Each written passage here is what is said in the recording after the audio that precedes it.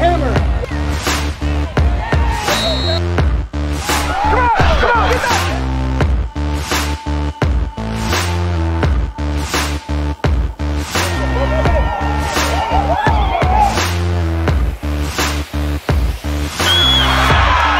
One never die.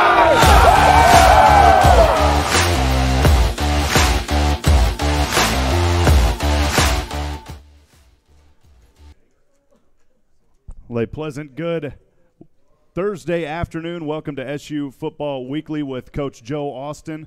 I'm the radio play-by-play voice and your studio host, Rob Hipp, here joined with Coach Joe Austin. Thanks to everybody who come out. Let's start the show with a nice round of applause to bring you into the week number 7 as we start things here. Of course, this past Saturday on the road at Sul Ross University in Alpine, Texas, Southwestern scored 28 points in the first quarter, and they rolled to a 55-7 victory to secure their first conference win of the season. And the Pirates improved to an even 500 on the season overall at 3-3 and 2-3 in ASC play. Please join me on the video screen and those of you on the live stream as we take a look at last week's amazing highlights.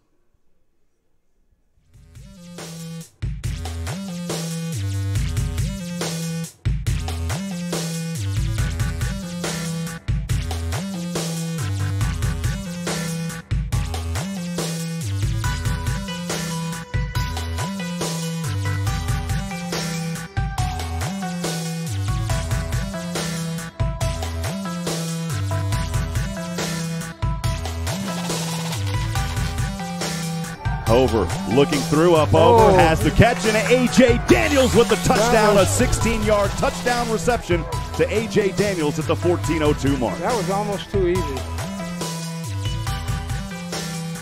Rodriguez steps back, and he loses the ball, and Southwestern may have fell on it just outside the 35, and the Pirates force a turnover.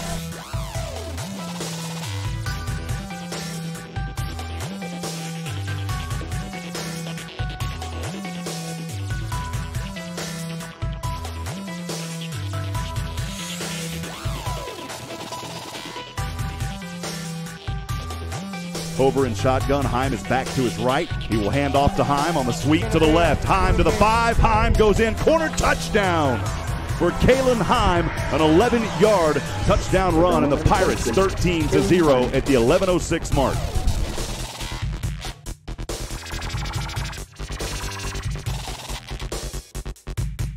Ross 39. Over in shotgun, a nice block. Over across the 30. He's got the first down and more now across the 20 into the red zone.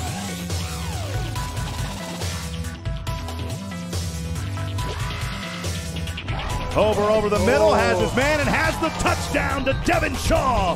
A 19-yard floater, and the Pirates extend their lead 21-0 at the 2:15 mark here in the first quarter of play.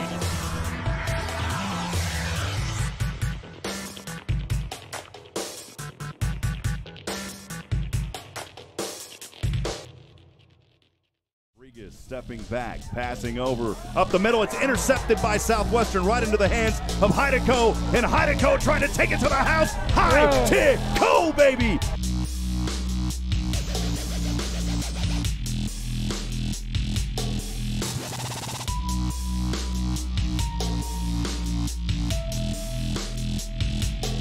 On a 4th and 15 from the Southwestern 35. Maxwell steps back, has some room, up over, right side, and it is intercepted in the end zone by Southwestern's Aaron Robinson.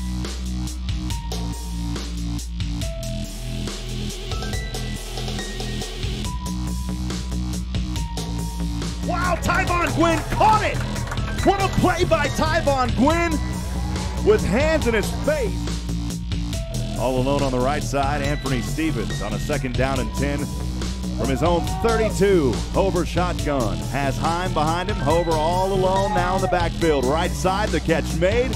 Anthony Stevens still on his feet across the 50. He goes angling back into the right hash, and Anthony Stevens has the first down in Sul Ross territory.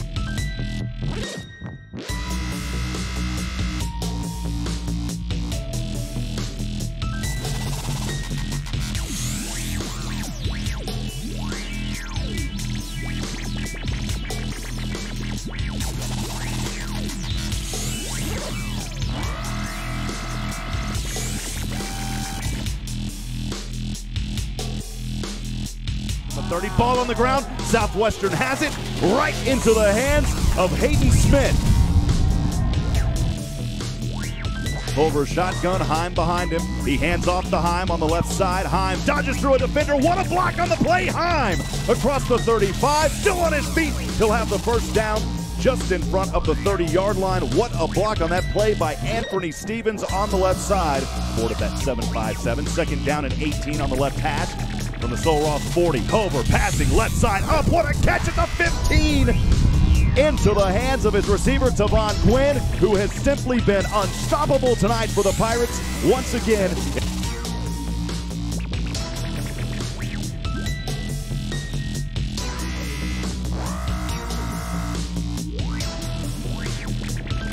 From the 10-yard line of Sul Ross, pitch back, Heim across the 5. Heim powers his way forward across the pylon. A 10-yard touchdown run by Kalen Heim, and Southwestern continuing the dagger tonight.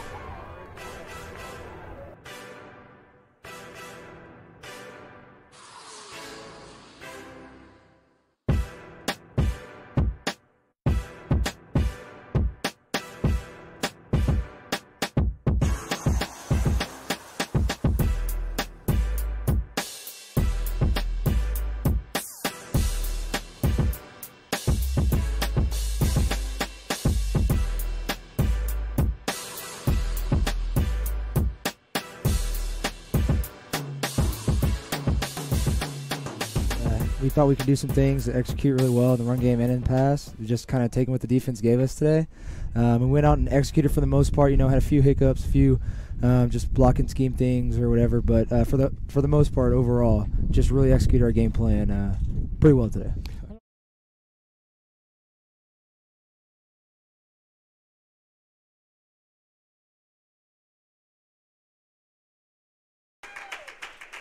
Give it up for him. An amazing victory last week on the road in Alpine, Texas.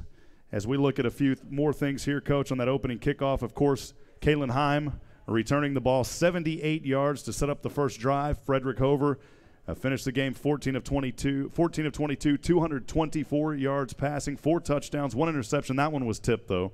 And he rushed 18 for 45 yards, also had a touchdown on the ground. Tavon Gwynn had his best game of the season, 85 yards, 2 touchdowns on the receiving end, 8 different receivers between Hover and Emery, so a lot of receivers, Coach, getting to touch the ball.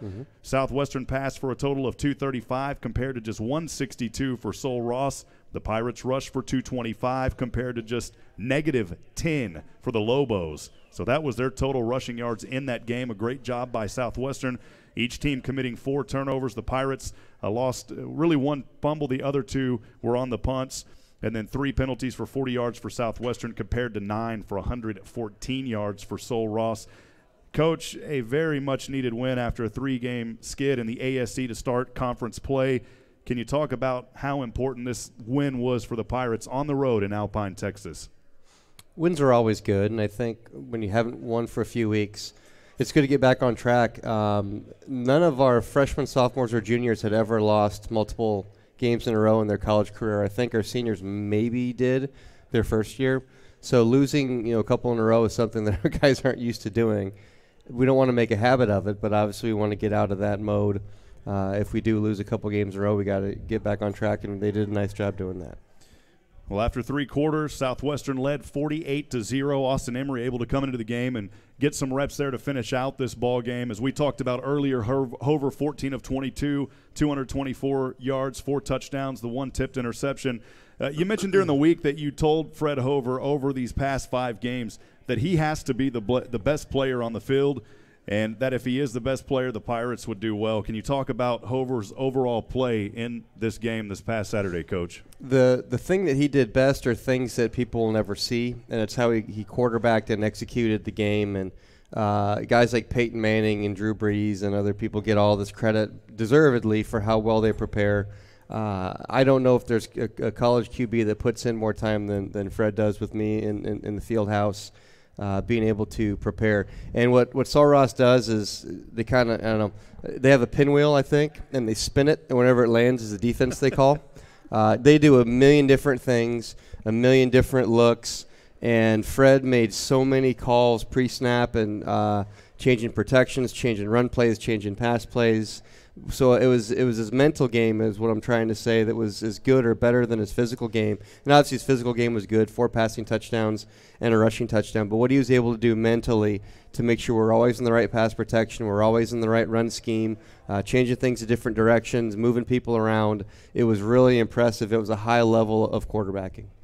Well, of course, Tavon Gwynn, we've talked about him just a little bit earlier, but Tavon Gwynn, 85 yards receiving. That young man, 2 touchdowns, by far his best game of the season. Talk about the play of Tavon Gwynn and what he was able to do out there on the field. He's very good, and of course it takes a few weeks for any new player to learn what's going on and get comfortable and know all the terminology and know all the plays. And it was a good opportunity for him. He was isolated a lot, meaning they left him in single coverage. We put 3 receivers to the field, and they would overplay that sometimes, and Fred would find him on the backside. It's just one of the things that Fred did. And if they would have multiple guys to the boundary, then Fred would focus on things to the field. It sounds more simple than it does to get it to the right people, but they gave Tavon opportunities one-on-one. His first touchdown that he caught in the corner of the end zone was a really good side adjustment. Where he changed the route based on coverage, and Fred saw the same change based on coverage, and he made an incredible play. His second touchdown was just an isolation. We knew they're one-on-one around the goal line, and he pushed him past his defender past the goal line, and then he was able to break inside the front pylon. But he's very good. He's really versatile, and he's going to be a good athlete for us for several years. Well, Kalen Heim goes 148 yards, I believe, 16 carries. Can you talk about his play and really expand on the ability with the run, creating a very one-dimensional game for Sul Ross in this one? Kalen creates a lot of big plays for us. He's been doing it since the first game against Denison where he had a 70-yard touchdown. First kick of the game, he returns at 78 yards. And then it was a clip that didn't make it, but he had a 41-yard carry on a reverse. We put him out at receiver and gave it to him on a reverse. And this, when we put him in motion and put him on those sweeps, it really forces folks to the line of scrimmage, and that opens up the seam passes for Devin Shaw, as you described, a little floater over the top of their linebackers. Another really good throw with a good touch by Fred. So that when we can get Kalen on the edge, and that's where he's best. He runs it well between the tackles, but with his speed, we try to get Kalen on the edge as much as we can. He's really dangerous in the speed option game. He's really dangerous in what we call our stretch game, where we try to stretch him to the perimeter of the defense. And just have him outrun pursuit from the backside. Coach, can you talk a little bit more about the performance of some of the other players in Southwestern, including a defense that only allowed 7 points, that coming in the fourth quarter, and also a defense that only allowed -10 rushing yards? Talk about that, Coach. The strength of our team continues to be our rushing defense. It's the one part of our game that showed up every week, and it's a great place to start. If you can stop people from running, you're generally gonna have a chance in most games, and I think that's what's going to continue to give us a chance down the road, is if we can continue to stop the run. It was really a game where we didn't have any one superstar stat-wise. Hayden Smith had another good game, 7 or 8 tackles and a fumble recovery. Ben Brockman forced a fumble. Garrett Womack had a strip sack. Joel Heideco with a pick 6. So there wasn't the one overwhelming guy that's going to get Conference Player of the Week for having 15 tackles. It was everybody doing their job pretty well. And one of the things we did on our losing streak was emphasize that we have to be experts. And it doesn't change now that we won a game. You have to be an expert at what your job is, and I think that's what we saw on defense. These guys really knew well where they were supposed to be, and at least in this game they did a really good job of getting there. So you're almost remiss to leave someone off of the starting defense. So many guys did a really nice work. Well, Coach, just a little handful, a batch full of questions left here. Not too many, but some final positive takeaways from this game, Coach, and then maybe a few things that you saw that the team is still working on and can improve on. It's a long trip, and so as the head coach, you're always thinking about that, a 2-night trip, a long trip on Friday, and kind of changed our schedule on Sunday. So I thought we handled that well. I thought our demeanor and the way we approached the trip. They had fun, obviously. The bus trips are fun, and they get to hang out and build the camaraderie on the bus trip. But they didn't take that as the main event. They were able to get ready for the game. And night games on the road are always tough, but this one was a little bit easier because you didn't have to leave the hotel. As I've mentioned before, a lot of times you get kicked out at 11, or not kicked out, but you have to check out. They have to turn the rooms over, and then it's like, what do you do till 7 p.m.? So it was a little bit easier in that regard. So I thought that was one of the things that I'm happy with. we're still a young football team. Tonight we're going to have Corey Vega on, our only senior on defense. So we're working on focus. We're working on compartmentalization. We're just working on the approach that it takes. And 3 years ago we had 29 or 36 seniors, something like that, and I didn't have to worry a lot about it.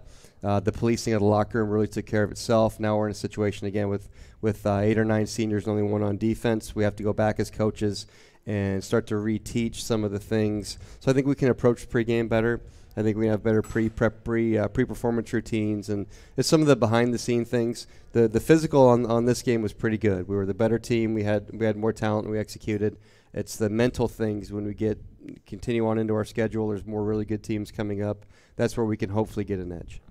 Coach, can you talk about practices this week, some things you guys may have worked on? You talked a lot about the pregame stuff, but kind of expand a little bit on practices this week as we prepare this Saturday for Belhaven here in Georgetown. We worked on dodging the rain, and we lost. We didn't win that one. So we had to change our practice routine. We were rained out Tuesday, which bumped everything back a day. I think the players will respond. It's a schedule hopefully it's a 1 week thing. So we had to change our off day for the players. I think they'll respond. They've done a good job with that. But anytime you get off routine, I'm a routine guy. I'm a coach that believes in the process of having success. You worry a little bit, but I think with the way they practice since our rainout day, I think that'll be fine. Coach, at this point of the season, through 7 games already? Is that right? 6 games? 6 games already. Man, the season is flying by. Mm-hmm. Well, through 6 games already this season, can you kind of talk about the overall health at this point of Southwestern? Well, you keep asking me this. We haven't been healthy, and we're not going to be healthy. But we have who we have. There's not too many game time decision guys for this game. The guys who are either gone under the knife and are trying to get ready for next year, or they're available. So obviously we lost a lot of players early in the season in training camp, but things have kind of, I guess, stabilized. We've been more healthy over the last few games. We lost 3 guys from the UMHB game that should be back this week. So I'd say I wouldn't call us healthy, but I'd say we're better than we have been. Awesome. Well, Coach, final takeaways, final thoughts that you may have before we move to our second segment here this afternoon. Good game. A lot of impressive performances. Again, a great job by our defense. Some really good job by our skill guys. We haven't mentioned our offensive linemen, and our offensive linemen did a really good job both in pass blocking and in run blocking. They gave up 1 sack, and that was more of a scheme thing. They just had an extra guy one time. We like to 5-man protect, and they brought 6. And so Fred just hit the deck. It's like they hit him hard. They out-schemed us one play, but they really didn't get to Fred very, very often. And our guys executed well in the run and pass. I think it's maybe the only crew we didn't talk about was our offensive line, and they did a pretty good job. Awesome. Well, Coach, as always, we appreciate your accessibility this season. Of course, making our job a lot easier, and just honored and blessed to be able to continue to work with Southwestern here now through 6 games. And we'll talk more about the game versus Belhaven back in Georgetown here on Saturday. We'll bring that up in the 4th segment. For now, we'll step aside. We're going to bring on some guests. Stay with us. SU Football Weekly with Coach Joe Austin continues. Let's give Coach a round of applause, friends. We'll be right back here in just a few moments. You're listening to SHN Sports.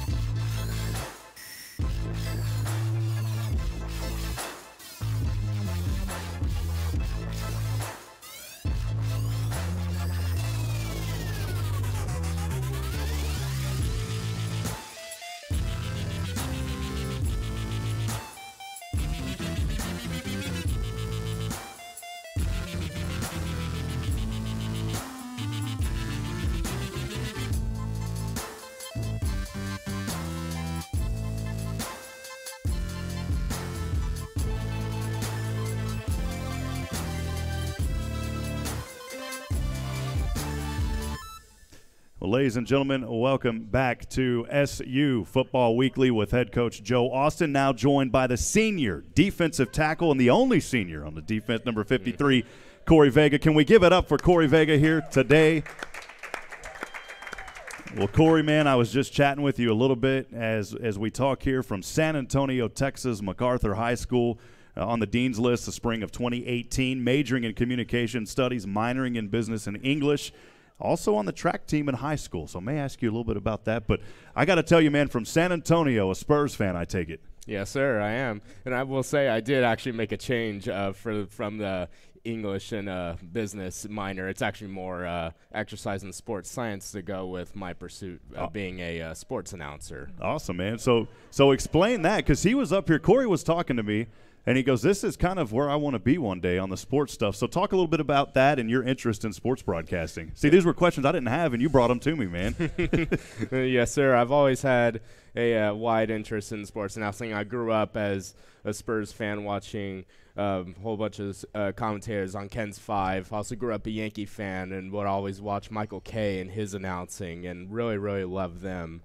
And I just aspired to be some of those guys up in the booth commentating or also on the field interviewing players. And I work at the school's newspaper, did multiple interviews with players, coaches, even teachers and other students. So I just feel like I have a knack for it. And people tell me, oh, you have the voice for it. So I might as well do it. Well, yeah, man, we may have you on our radar now, Corey, so I'm glad you brought that up to me, young man.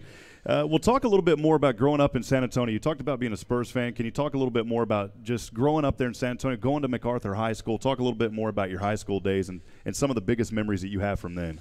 I'll be honest, as I get older and older, I'm slowly and surely forgetting about high school but I still have some very fond memories back in MacArthur. It was such a massive top team in Texas. Sadly, we lose that game, but I would go out and have a really good game. But it was just moments like those where I helped lead the team to accomplishments like that really, really helped me appreciate those days. Awesome, man. Well, we talked earlier, and we've mentioned this, the only senior out there playing on defense. Can you talk about your role? In that senior position, a lot of guys look up to you. Talk about your role as a senior on defense and the only senior on defense. Yeah, it's kind of almost like a mentorship role. It's an immense role. And when I first when the season started, I kind of started feeling that pressure, all the freshmen coming at me wide-eyed like, oh, how do I do this, Corey? How do I do this? How do I use my hands? I'm messing up with my feet. Coach Ellis keeps on telling me, oh, I have my feet too close. How do I fix this, Corey? And slowly but surely I'll go, here, you do this, you do that. If you really do this, it'll help you improve your game. And slowly but surely I started realizing that role and helping really nurture the next generation of defensive players. And not just defensive players, they've been even offensive players that would come to me and ask me questions on how to be a better player, even be a better man at Southwestern. So if anything, I would give like young players like Nick Hackett a shout out. Like they've been doing really, really good, and I just really hope I can continue to help them grow as both players and men. Well, that's awesome, man. So it sounds like maybe a little sports broadcasting / coaching in your career. You never know what's going to happen, Corey. I was going to say, if anything, that's my plan B. Awesome, man. See, we got the pathway going up here for this young man. We'll talk a little bit more, of course, right here in the Lone Star State, playing in San Antonio in that area at MacArthur High School, but then going to Southwestern. Talk about how you became a Pirate. What really led you here to Southwestern University in Georgetown, Texas? When coming out of MacArthur, there were plenty of colleges looking at me all over the nation. There were some in Boston, I think Holy Cross. There was Princeton at one point was looking at me. There was a whole bunch of colleges in California. I was kind of overwhelmed at certain points, like, oh, do I really want to go out of state, away from home? But then Southwestern came calling, and I kind of saw the opportunity. Oh, we have this new budding program that has the potential to be really something special. And when Coach Ross, Coach Austin showed me both the university and the football facilities, I just thought, wow, I could really make an impact here and really help something grow. And I really did love that. And especially in 2016 when we won the SCAC Conference Championship, I kind of realized, yeah, this is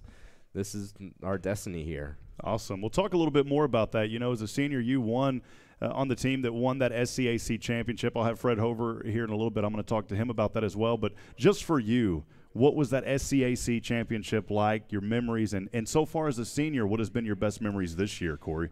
Sadly, that year I was still rehabbing extensively from a torn ACL, LCL, and meniscus suffered my freshman year. So I was pretty much down and out that year, but I was still nurturing, growing as a player. But I was able to watch so many great leaders lead that team to the SCAC championship, guys like Broussard, Fleisch, Isaiah Galvan. I really looked up to those guys as they lifted up those honors, and I would go on to play a little bit, but mainly watching those guys and how they competed, it really had an impact on me and how it affects my game today. And I kind of tailored to those guys that really helped us win that championship. Oh, that's awesome, Corey. So now talk about just kind of maybe some things you learned from then until now. Now as a senior, some things that you've learned and some of the best memories that you've had so far as a senior. Yeah, definitely. Some of my favorite moments have just been kind of the realization that just like some of the most minor things can be super, super special. Like soon, later on in November, I'll have my last practice, and that'll be really special for me. So many people come up to me and say like, "Hey, Corey, this is going to be your first thing ever," and it just kind of hits me. And my first game, when I'm getting ready, just everyone telling me, "Oh, you're really going to be counted on, Corey. You're the only senior," and that's just kind of a realization that this is going to be really, really special this year for me.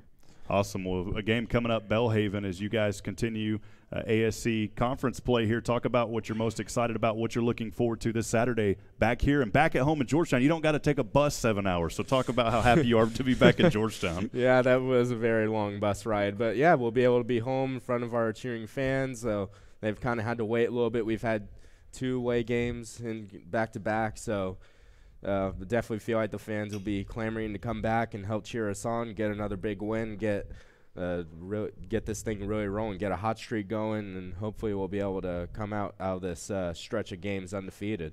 Couple of final questions here as we continue to talk to Corey Vega, number 53, the defensive tackle for the Southwestern Pirates. Corey, I got to bring this up. Last week, so impressive. You held Sul Ross to negative 10 yards. Talk about the defense and your teammates and how happy you guys were about that performance. Yeah, the defense performed really, really, really well. And when it comes to that rushing defense, we kind of have just like a rotational system going. Like initially it would be Grant Mitchell that would go in. He's big. He's powerful. He can really hold up that line. And he can really tire out those guys. And then I could come in at any point, bring in some speed, and really cause some havoc, some penetration. Then Donovan Conley can come in, kind of a combination of both, keep the guards and tackles on their heels a little bit. Then you have some run-stopping safeties like Hayden. They just do really, really well when shutting down the rushing attack. So aggressive, those guys. And it just kind of intimidates the offenses that really want to run. But whenever we get consistent, like just loss of yards, they just abandon that, and they'll just go for quick game passes, and in the end those really won't do anything. And they know that Vega and the guys are there to stop them, so good work last week. Well, as we wrap up here, Corey Vega, right here, the camera to your left is Anya. Who do you want to say hello to, send a little love to tonight out there on internet land, man? Right there, camera. Oh.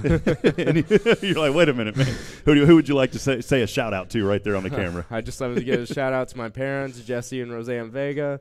Give a shout-out to my Pike brothers at Pike Kappa Alpha. Love you guys, and I just hope that we can get a dub here and get this thing rolling. Really looking forward to it. Awesome. Well, I got to tell you, a lot of energy up here, Corey. So exciting to have you. And I'm going to keep my eyes on you, man, because we may have an opening for you down the road, brother. Come help us here on SHN.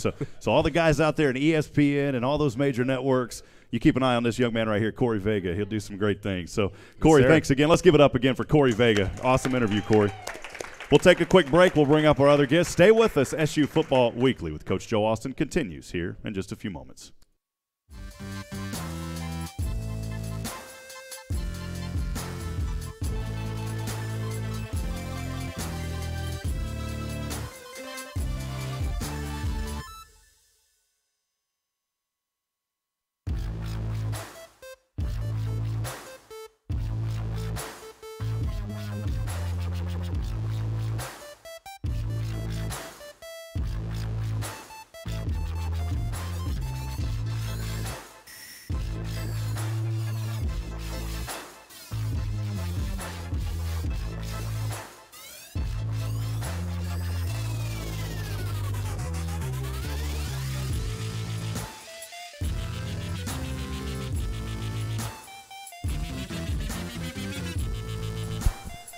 Well, welcome back to SU Football Weekly with Coach Joe Austin. I'm Rob Hipp, and excited now to have the junior quarterback, number 6, Fred Hover, here at the Sheraton this evening. Let's give it up for the quarterback, Fred.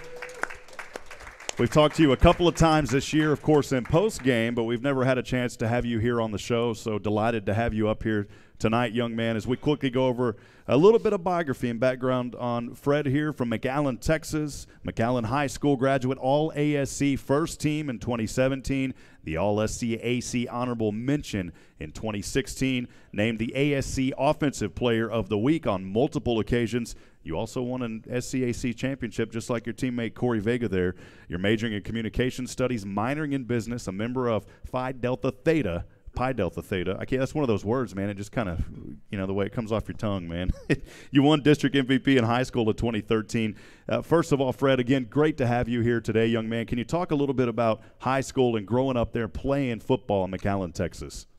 It was just a great experience for me. I was born in Louisiana. A little thing called Katrina sent me down to South Texas, way down by the border. Parents have been there for a while now, and it was just, McAllen was a fun place, kind of wide open, really growing. Kind of real desolate when we first got there, and then ever since, every year it's just building since then. So it was fun. High school was a blast. It was a fun time. I like my freedom in college a little bit more, but playing football for a couple different coaches and a couple different schemes in high school was really fun. Kind of some things that we did here at Southwestern. So high school was a blast for sure. Well, let's talk a little bit here in Georgetown, Texas. As I always ask all of our student-athlete guests, how did you end up here in Georgetown, Texas at Southwestern University? Yeah, so I went and took some looks at a couple schools around Texas, all the big ones. And when it finally came down to it, I just thought Georgetown was beautiful. The campus at Southwestern was awesome. Right when I stepped on campus, the feel from here, then the other few small schools in Texas, I knew I wanted to be here, And then just the fact that the school or the football program was just kind of up and coming, just rebuilding itself, I thought that was really cool and something really special to be part of, and that was a big thing for me. I knew the academics was good, and then trying to build up a program and make a lasting impact early on a football program, I thought that was something really cool to be a part of. Well, awesome. Well, of course, in 2016, we've talked about it several times. You were part of that team that won the SCAC championship before you guys moved into the ASC. Can you talk a little bit about that moment and what's been really the biggest difference you've noticed? Of course, the competitiveness a lot higher, but talk about that championship, the feeling of winning that, and then the differences now playing in the ASC. Oh, yeah, just going back to that fact that coming to Southwestern to try to start something like that, those guys on that team deserved it more than anyone. The Justin Broussards, Brennan Fleischmans, Brian Hicks, tremendous players that did a great job teaching us younger guys how to act and how to, perform, like what a football team's supposed to be and how you're supposed to act as men, as Corey was saying earlier. Great group of guys, so relieved that they finally were able to capture that championship that I thought they deserved so much. So it was just an awesome feeling to be a part of that group, going from whatever it was, the couple of non-win seasons to 1 win, 2 win, and then finally being able to capture a ring, conference championship, beat some teams we haven't before. It was awesome. That was a great year for sure. And then moving on to now, like you said, the challenges that the ASC present have been really fun. A lot of great teams, great competition every week. Got to be on your toes, ready to go every week. So that's always a challenge, but it's been a fun challenge for sure. Well, awesome. Well, as we talk a little bit here, entering Saturday's game, Southwestern, you guys on a 3-game skid to open conference play. Can you talk about the mindset going into Alpine, knowing that you guys really wanted to get a win? Not only did you get a win, you got a big one. Talk about the mindset going into that game at Sul Ross. I mean, for me personally, mindset, I thought it was a must-win. We were kind of stumbling for sure there for a couple weeks, kind of getting off track for some of our early goals. My apologies. But we just kind of wanted to look at the season. The first half of the season's over. We're not going to let it affect us, kind of put it past us. And then the second half of the season, it's a whole different season. So we're going to attack it differently. We're going to attack it just as hard, but we know that we have a chance to still do some really cool special things. I think if we finish our season how we want, undefeated, go 1-0 each season, still tied for the best record the school's ever had, So we're just attacking it like it's a new season, and we're going to go hard and try to execute every week and get another win. Awesome. Well, this week, a big win. We've talked about it several times. Now playing Belhaven here at home. What was discussed during practice this week? Maybe some things that you guys got to continue to work on just from a player's perspective.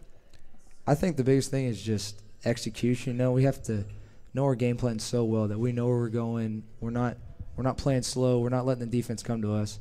We're going after them. We're getting after people, and we're imposing our will. Then if we know where we're going, then it just comes down to making plays. Football is a fun game, and it's a lot more fun when you know what you're doing and can fly around and just go and do it. So just execution and just getting to our tasks for sure. Well, Fred, last week in Alpine there in West Texas, you went 14 of 22, 224, 4 touchdowns total, 1 interception versus Sul Ross. You also rushed 18 times, 45 yards, and a touchdown on the ground. Can you talk about the ability to run and pass the ball and the help that your line up front really gives you guys to do that? Because it's amazing for us up in the broadcast booth because we don't know, is Fred going to run, is he going to pass? And it's exciting to watch that. So talk about your mobility and those guys up front that allow you to do that. Well, yeah, just as you're saying that I'm not going to run or pass, I hope the defense is thinking that as well. That's a big part. But all those stats and all my accomplishments or whatever, that really is credited to the O-line and to those guys on the outside for sure. The wide receivers blocking. Coach Austin says everyone on this team's a blocker first, and we're going to run for 1,000,000 yards and then pass for anything after that, So just a real credit to my offensive linemen and receivers out there working so we can try to make plays. And then for me, I'm just trying to get the ball into our playmakers' hands like Kalen Hines, and Javon Gwynn. Those guys are awesome, and I'm just trying to get the ball to them as much as possible so they can go out and really, make the difference for our offense for sure. This past week, 8 different receivers. Talk about the ability to throw the ball and getting a lot of the guys getting touches this week, which was pretty exciting to see that distribution. Oh, yeah, we have a really good set of skill players on our team. Our offensive line, like Coach Austin said, did a great job protecting up front, allowing me to get some time to go out and distribute the ball. Our offense is 98% just me distributing to other guys, just making the right choice. And so that's all I was trying to do. We had a good week of executing that and me just being able to make my reads and get the balls into those playmakers' hands for sure. Visiting here with Fred Hover on SU Football Weekly, quarterback, the junior for Southwestern Pirates. Just a handful of questions here for you as we finish out the segment, but still a few questions here. You're through 6 games on the season, Fred. Can you talk about so far through these 6 games, what's been some of the positives and some things that you've been really excited about so far this season? Some positive is just being able to play the game that we love, going after it. And we did get down for a couple weeks there, but a really positive thing is I think our team rebounded really well. The demeanor for the team has been great. Like I said, we're not going to let a team beat us twice. Those early games we're done with, and we're just looking forward to the challenges ahead. That's awesome as a program. Had some really good guys step up, some juniors and seniors leadership people like AJ and Josiah Minifield coming out in practice and really challenging people. I thought that was awesome, just keeping the morale of the team going during some tough 3-game stretches. I think that was a really cool and awesome thing that's been happening so far. Well, Fred, of course, you're only a junior on the team. You've got a lot of experience under your belt, though, so far at Southwestern. A lot of times as a quarterback, a lot of the teammates look up to you as the leader. So I'm going to ask you as a junior, who do you look up to on the team? Like those guys I just said, A.J. Daniels is an awesome leader, Markel Henderson, Josiah Minifield.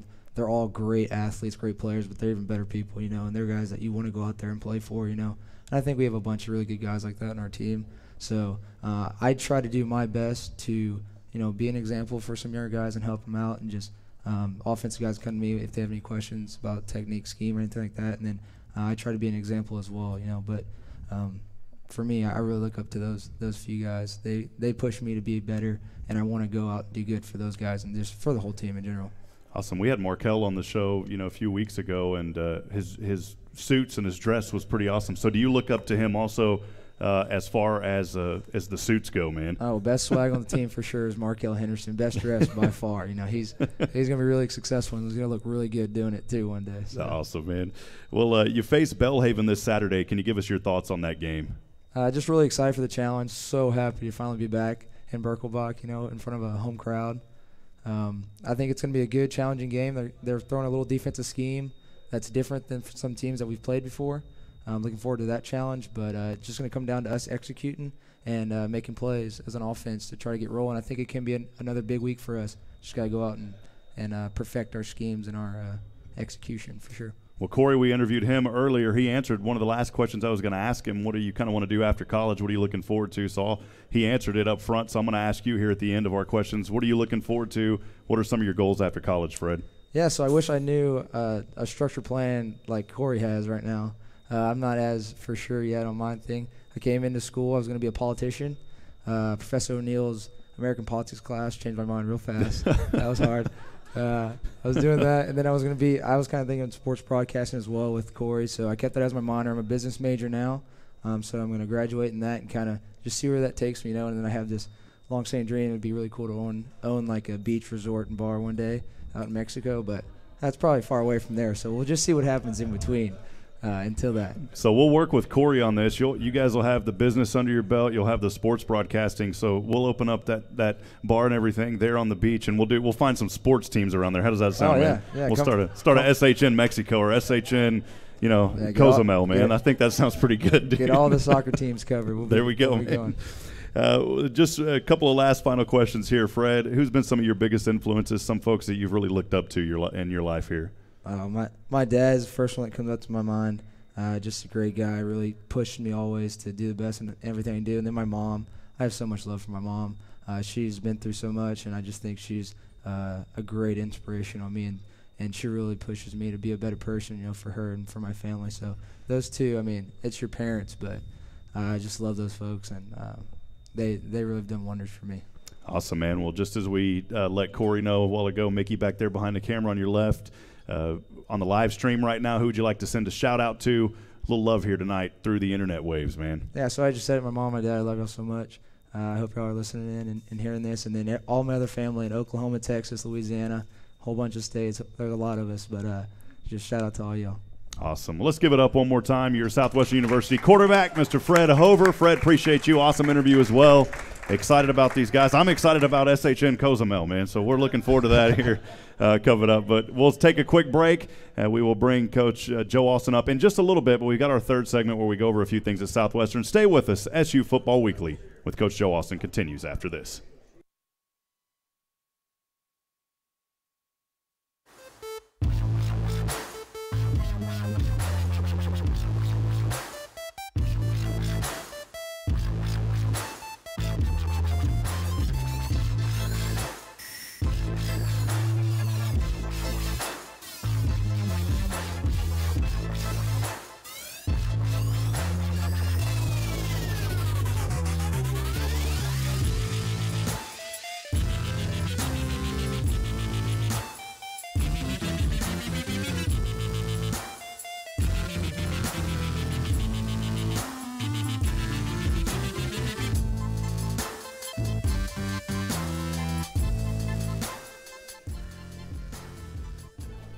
Welcome back to SU Football Weekly with Coach Joe Austin. I'm Rob Hipp. Thanks for joining us here from the Sheraton Hotel here in beautiful Georgetown, Texas, as we quickly look over some other sports at Southwestern University. Senior Brandy Campos had been selected as the SCAC Volleyball Defensive Player of the Week following her performance with 73 digs over 3 matches. She currently holds a career high of 1,308 digs and 346 this season. Let's give a nice round of applause to Brandy and her work there on the volleyball team. Congratulations on that award, young lady. On October the 6th, Southwestern celebrated their volleyball senior day. However, they fell to number 25, Mary Hardin-Baylor, here in Georgetown 3-2. They are 9-9 overall, 5-2 now in conference play. The Pirates travel to Colorado College on Friday with games set to start at 4 p.m. Both the men's and women's soccer teams were victorious at Centenary College. The men's soccer team defeated Schreiner 4-0 on October the 9th to improve to 8-3-1 overall, 6-2-1 in conference play. They travel to Denver to play JWU on Friday at 5 p.m. The women's soccer team currently 6-4 overall, 4-2 in SCAC conference play. They'll travel to Denver as well this Friday on their game, which will start at 7 p.m. A little bit of snow in the Denver area, so safe travels to those teams as they head to Denver. For more information, you can visit southwesternpirates.com. As always, we want to take a moment to thank the wonderful sponsors that make things possible here for Southwestern University and the athletics. Minuteman Press, Waterboy Graphics. These are all platinum sponsors, by the way. Mighty Fine Burgers, Fries, and Shakes. Roger Chappell from Berkshire Hathaway Home Store. Roger in the house again. He gets a clap every week. I told you got to come if you sponsor. So, Roger, we appreciate you. First Texas Bank, Georgetown Jewelry, HEB, Mama Foo's Asian House, Rudy's Country Store and Barbecue, and, of course, right here, the Sheraton Austin Georgetown Hotel and Conference Center. The gold sponsors, CJ's Catering, Double Dave's Pizza, Primerica Financial Solutions, R Bank, Randolph Brooks Federal Credit Union, Sloshki's Austin Eatery, South Star Bank, St. David's Georgetown Hospital, Texel Credit Union, and Turnipseed Real Estate Group. Our silver sponsors, Antioch, Georgetown, Chick-fil-A, Georgetown Commercial Properties, and the Georgetown Shirt Company. We appreciate Craig and Sandy Mooney and all the work that they do as well here in Georgetown. The bronze sponsors, a lot of them, but definitely not the last. Be Creative, we appreciate you. Boomtown Escapes, thank you, Valerie Nicholson, for your support. Chisholm Trail Pediatrics, the City of Georgetown, Don Hewlett Chevrolet, Eagles Wings Home Services, Gary Brown CPA, Georgetown Title, HILLSTONE at Wolf Ranch Apartments, John F. Lewis CPA, State Farm Featherstone Agencies, and the Upstream Investment Partners. I also wanted to mention as well a big thank you to Mac Hike Fleet here in Georgetown, Terry Leggett and the fine folks there providing us transportation on those away games, so thank you to Mac Hike as well. We'll take a quick break. We'll bring Coach Joe Austin up here alongside Galen Welnicki for our fourth and final segment as we look ahead this week here to the Belhaven game. Stay with us. We'll be right back here on SHN Sports.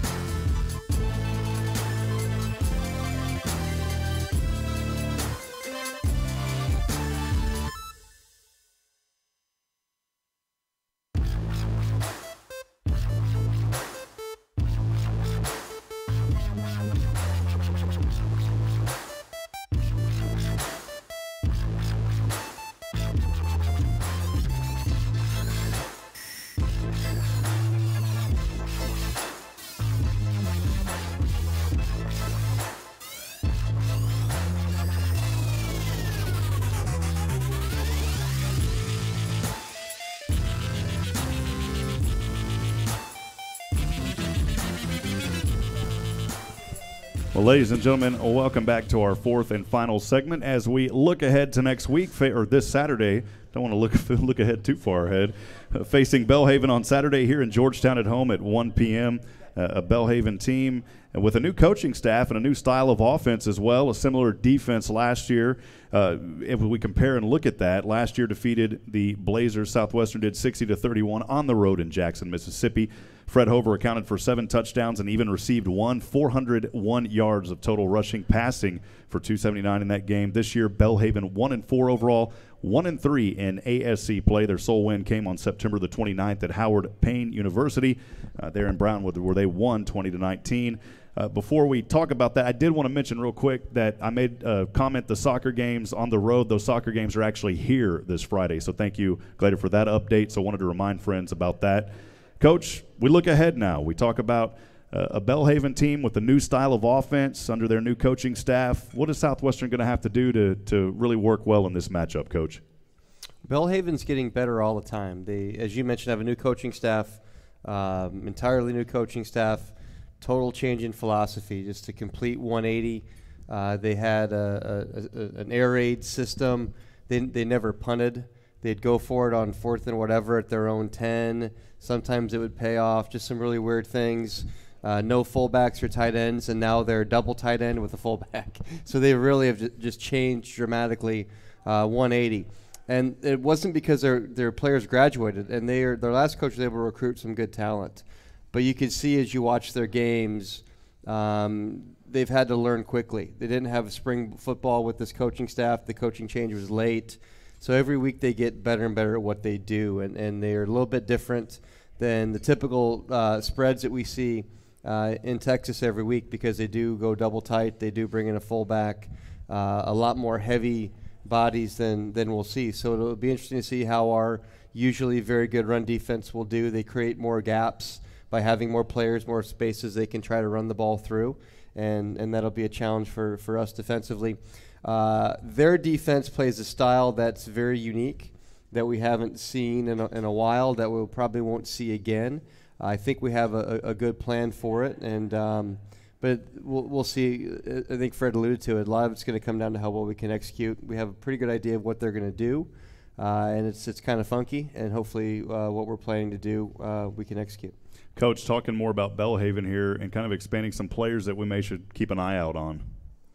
You know, I just look at numbers. I don't memorize names of opponents. Some numbers we I should guess I should. Or some positions when you ask ask me, I'm supposed to be the authority on things like this. But I don't look at a lot of stats. I look at film to see how good teams are at playing football. So I don't look a lot at stats. I don't look a lot at rosters. But their quarterback is very good. He's a junior. He's back from last year. His stats aren't quite what they were, but of course their style is a little bit different. But they recruited this guy to throw the ball 70 times a game. That's what he used to do. So he's very good, and he's getting better all the time. I mentioned that some good receivers and some competent running backs. Their defense is just really athletic. They're not the biggest defense, but they're very athletic, and they run very well.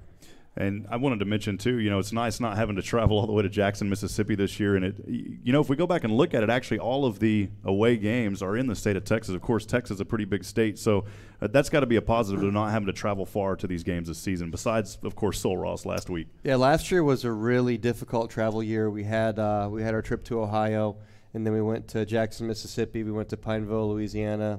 A lot of hours were logged in travel. Well, Coach, I'll turn it over to Galen now. I know that he's going to have a few questions for you. So, Galen? Well, our quarterback's a Texan. He's from Keller, Texas. He's a junior, and McEachern's his name, and that's a fairly familiar name in Texas football. I believe his father played at Texas, if I'm not mistaken. One thing, how does it, you're making a switch now from night games to day games. How does that affect you, especially on a short week where you lost a day? It's a good question. You like to practice when you're going to play, and we don't have the ability to practice ever at 1 o'clock. So it'll be a little bit new to us. But guys have played day games before, so we'll see how we respond. It is a little bit different to get up and get going. We'll be eating our pregame meal at 9 a.m.